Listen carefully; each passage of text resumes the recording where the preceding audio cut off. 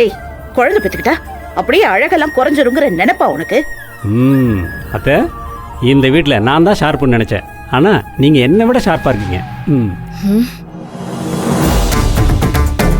இங்க பாருங்க, எனக்கும் இந்த வீட்ல ஒரு பேர குழந்தை வரணுங்கிற ஆசை இருக்கதான் செய்யுது. ஆனா அத பெத்து கொடுக்கிற தகுதி அந்த வேலைக்காரிக்கு கிடையாது. ஏன் கிடையாது? வந்துட்டானா? ஏன் கிடையாதுன்னு கேக்குறேங்க. நந்தினி ஒன்னும் இந்த வீட்டு வேலைக்காரி இல்ல, என் பொண்டாட்டி.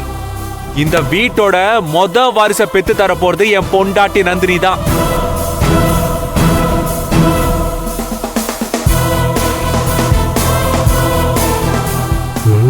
கரெக்டாக டைமுக்கு வந்துடுவியே. என்ன எல்லாரும் அப்படி பாக்குறீங்க? கல்யாணம் பண்ணியாச்சு, அடுத்த என்ன குழந்தை தானே?